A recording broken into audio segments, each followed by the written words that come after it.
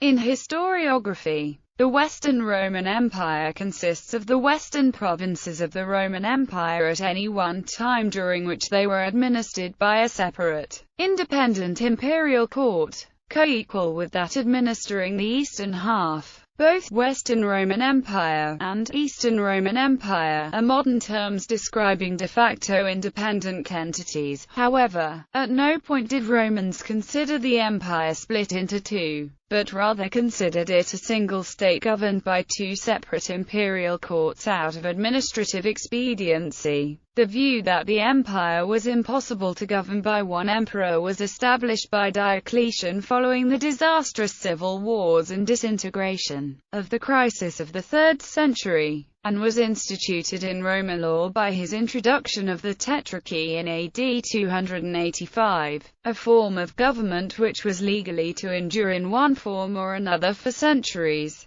The Western court was periodically abolished and recreated for the next 2 centuries until final abolition by the Emperor Zeno in 480, by which time there was little effective central control left in the area legally administered by the Western court. A Western Roman Empire existed intermittently in several periods between the 3rd and 5th centuries. After Diocletian's Tetrarchy and the reunifications associated with Constantine the Great and Julian the Apostate, Theodosius I divided the empire upon his death between his 2 sons. Finally, 85 years later, Emperor Zeno of the Eastern Court recognized the reality of the Western Empire's reduced domain after the death of Western Emperor Julius Nepos, and proclaimed himself sole emperor of the Roman Empire. The rise of Odoacer of the Tetrarchy to rule over Italy in 476 was popularized by 18th-century historian Edward Gibbon as a demarcating event for the end of the Western Empire, and is sometimes used to mark the transition from antiquity to the Middle Ages. Imperial rule was reimposed in large parts of the West in the 6th century by the armies of the Eastern Roman Empire, but political upheaval in the East Roman heartlands saw the Western provinces slip away once more, this time for good. Doctrinal issues in the 8th century saw a major breakdown in relations between the Eastern Emperor and the Pope, eventually leading the latter to unilaterally declare the Frankish king Charlemagne to be the true successor of the Western emperors in 800. This new imperial line would evolve in time into the Holy Roman Empire, which revived the imperial title but was otherwise in no meaningful sense an extension of Roman traditions or institutions. Background: as the Roman Republic expanded, it reached a point where the central government in Rome could not effectively rule the distant provinces. Communications and transportation were especially problematic given the vast extent of the empire. News of invasion, revolt, natural disasters, or epidemic outbreak was carried by ship or mounted postal service, often requiring much time to reach Rome and for Rome's orders to be realized in the province of origin. For this reason, provincial governors had de facto rule in the name of the Roman Republic. Prior to the establishment of the empire, the territories of the Roman Republic had been divided in 43 BC among the members of the Second Triumvirate, Mark Antony, Octavian, and Marcus Aemilius Lepidus. Antony received the provinces in the east, Achaia, Macedonia and Epirus, Bithynia, Pontus and Asia, Syria, Cyprus, and Cyrenaica. These lands had previously been conquered by Alexander the Great, thus, much of the aristocracy was of Greek origin. The whole region, especially the major cities, had been largely assimilated into Greek culture, Greek often serving as the lingua franca. Octavian obtained the Roman provinces of the West, Italia, Gaul, Gallia Belgica, and Hispania. These lands also included Greek and Carthaginian colonies in the coastal areas. Though Celtic tribes such as Gauls and Celtiberians were culturally dominant, Lepidus received the minor province of Africa. Octavian soon took Africa from Lepidus, while adding Sicilia to his holdings. Upon the defeat of Mark Antony, a victorious Octavian controlled a united Roman Empire, While the Roman Empire featured many distinct cultures, all were often said to experience gradual Romanization. While the predominantly Greek culture of the East and the predominantly Latin culture of the West functioned effectively as an integrated whole, political and military developments would ultimately realign the empire along those cultural and linguistic lines. Rebellions, uprisings, and political developments. Minor rebellions and uprisings were fairly common events throughout the empire. Conquered tribes or cities would revolt, and the legions would be detached to crush the rebellion. While this process was simple in peacetime, it could be considerably more complicated in wartime, as for example in the Great Jewish Revolt. In a full-blown military campaign, the legions, under generals such as Vespasian, were far more numerous. To ensure a commander's loyalty, a pragmatic emperor might hold some members of the general's family hostage. To this end, Nero effectively held Domitian and Quintus Petilius Cerealis, governor of Ostia, who were respectively the younger son and brother-in-law of Vespasian. The rule of Nero ended only with the revolt of the Praetorian Guard, who had been bribed in the name of Galba. The Praetorian Guard, a figurative sword of Damocles, were often perceived as being of dubious loyalty. Following their example, the legions at the borders increased participation in the civil wars. The main enemy in the west was arguably the Germanic tribes behind the rivers Rhine and Danube. Augustus had tried to conquer them but ultimately pulled back after the Teutoburg reversal. The Parthian Empire, in the east, on the other hand, was too remote and powerful to be conquered. Any Parthian invasion was confronted and usually defeated. Similarly, Parthians repelled some attempts of Roman invasion. However, even after successful wars of conquest, such as those implemented by Trajan and Septimius Severus, those distant territories were forsaken to prevent unrest and also to ensure a more healthy and lasting peace with the Persians. Controlling the western border of Rome was reasonably easy because it was relatively close and also because of the disunity between the Germanic foes. However, controlling both frontiers altogether during wartime was difficult. If the emperor was near the border in the east, chances were high that an ambitious general would rebel in the west and vice versa. This wartime opportunism plagued many ruling emperors and indeed paved the road to power for several future emperors.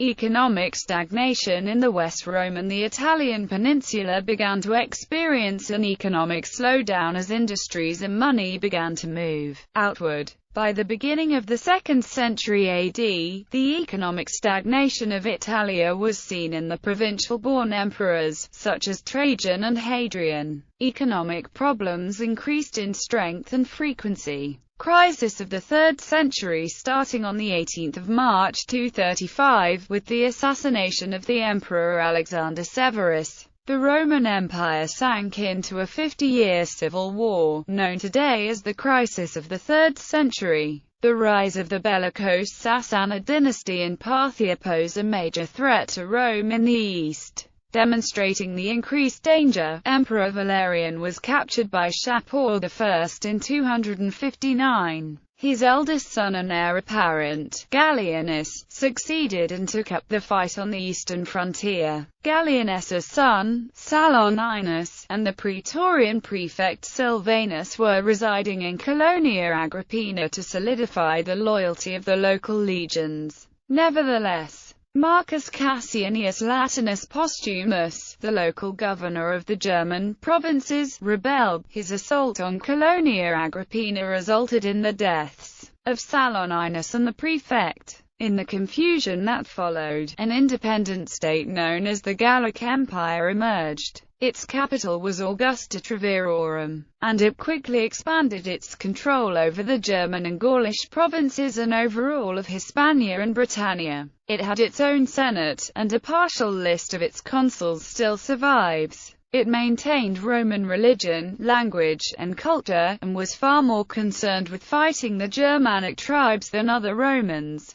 However, in the reign of Claudius Gothicus, large expanses of the Gallic Empire were restored to Roman rule. At roughly the same time, several eastern provinces seceded under the Palmyrene Empire, under the rule of Queen Zenobia. In 272, Emperor Aurelian finally managed to reclaim Palmyra and its territory for the empire. With the east secured, his attention was turned to the west, taking the Gallic Empire a year later. Because of a secret deal between Aurelian and Gallic Emperor Tetrarchus I and his son Tetrarchus II, the Gallic army was swiftly defeated. In exchange, Aurelian spared their lives and gave the two former rebels important positions in Italy. Tetrarchy. The external borders were mostly stable for the remainder of the crisis of the 3rd century, although, between the death of Aurelian in 275 and the accession of Diocletian 10 years later, at least 8 emperors or would-be emperors were killed, many assassinated by their own troops. Under Diocletian, the political division of the Roman Empire began. In 285, he promoted Maximian to the rank of Augustus and gave him control of the western regions of the empire. In 293, Galerius and Constantius Chlorus were appointed as their subordinates, creating the First Tetrarchy.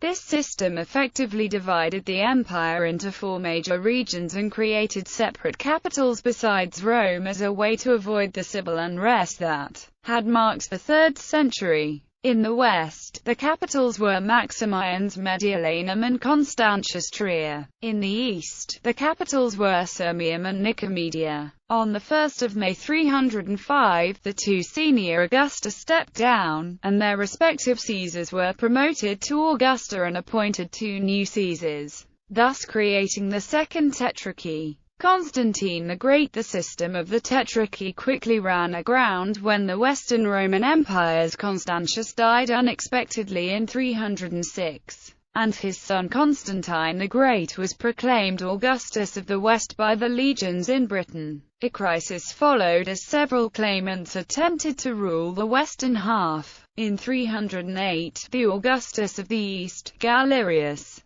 arranged a conference at Carnuntum which revived the Tetrarchy by dividing the west between Constantine and a newcomer named Licinius. Constantine was far more interested in conquering the whole empire. Through a series of battles in the east and the west, Licinius and Constantine stabilized their respective parts of the Roman Empire by 314, and began to compete for sole control of a reunified state. Constantine emerged victorious in 324 after the surrender and murder of Licinius following the Battle of Chrysopolis. The Tetrarchy ended, but the idea of dividing the Roman Empire between 2 emperors had been validated. Very strong emperors would reunite it under their single rule, but with their death the Roman Empire would be divided again and again between the East and the West. Second division. Constantius was born in 317 at Sirmium, Pannonia. He was the 3rd son of Constantine the Great, and second by his second wife Fausta, the daughter of Maximian. Constantius was made Caesar by his father on 13 November 324. The Roman Empire was under the rule of a single emperor, but, with the death of Constantine in 337, civil war erupted among his 3 sons, dividing the empire into 3 parts. The West was unified in 340 under Constans, who was assassinated in 350 under the order of the usurper Magnentius, after Magnentius lost the Battle of Mursa Major and committed suicide. A complete reunification of the whole empire occurred in 353, with Constantius II.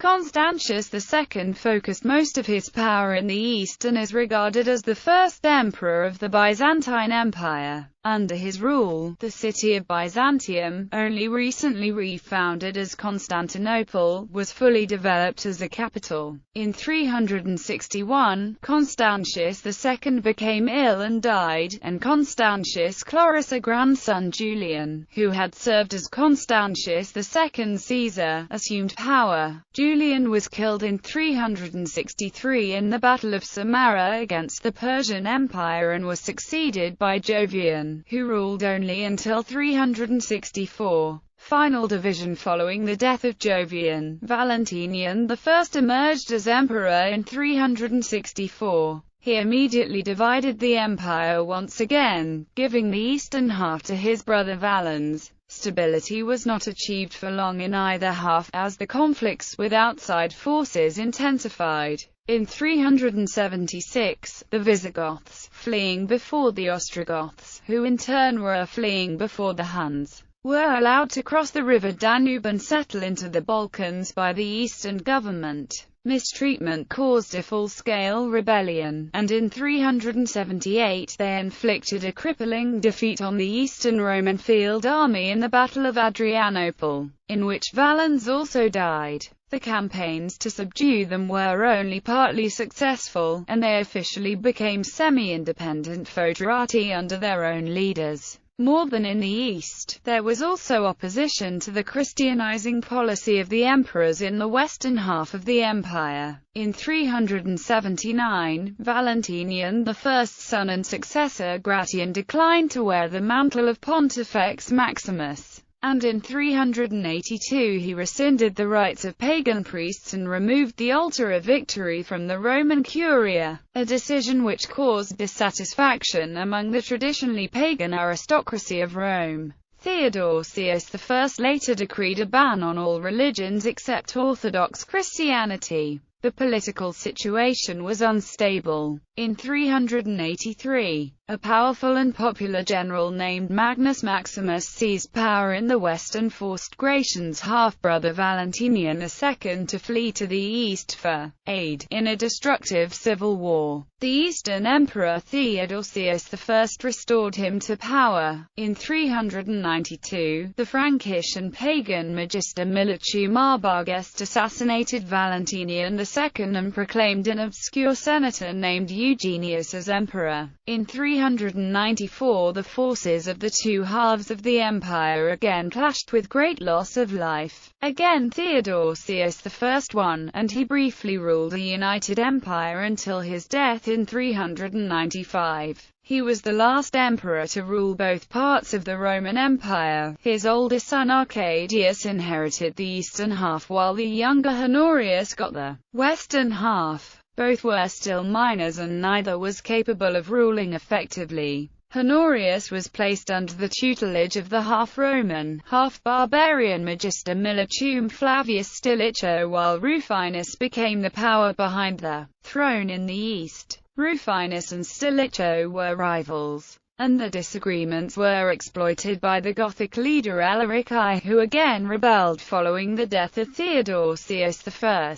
Neither half of the empire could raise forces sufficient even to subdue Alaric's men, and both tried to use Alaric against the other half. Alaric himself tried to establish a long-term territorial and official base, but was never able to do so. Stilicho tried to defend Italy and bring the invading Goths under control, but to do so he stripped the Rhine frontier of troops, and the Vandals, Alans, and Suevi invaded Gaul in large numbers. Stilicho became a victim of court intrigues and was killed in 408. While the East began a slow recovery and consolidation, the West began to collapse entirely. Alaric's men sacked Rome in 410. Economic factors. The West, less urbanized with a spread-out populace, may have experienced an economic decline throughout the late empire in some provinces. Southern Italy, northern Gaul, to some extent Spain, and the Danubian areas may have suffered.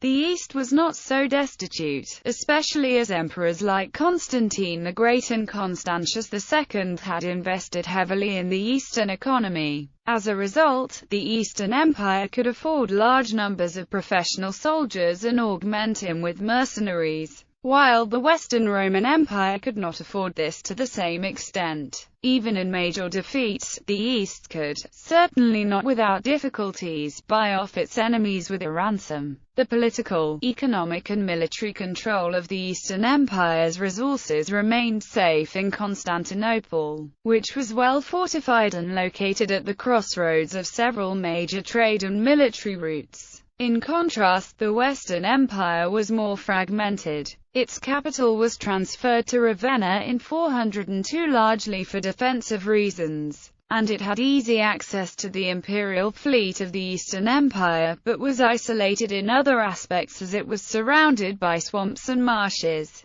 The economic power remained focused on Rome and its hyper-rich senatorial aristocracy which dominated much of Italy and Africa in particular. In the early 5th century, the wealthy landowning elite of the Roman Senate largely barred its tenants from military service, but it also refused to approve sufficient funding for maintaining a sufficiently powerful mercenary army to defend the entire Western Empire. The West's most important military area had been northern Gaul and the Rhine frontier in the 4th century, when Trier frequently served as the capital of the empire and many leading Western generals were barbarians. After the civil war in 394 between Theodosius I and Eugenius, the new Western government installed by Theodosius I increasingly had to divert military resources from Britain and the Rhine to protect Italy. This, in turn, led to further rebellions and civil wars because the Western imperial government was not providing the military protection the northern provinces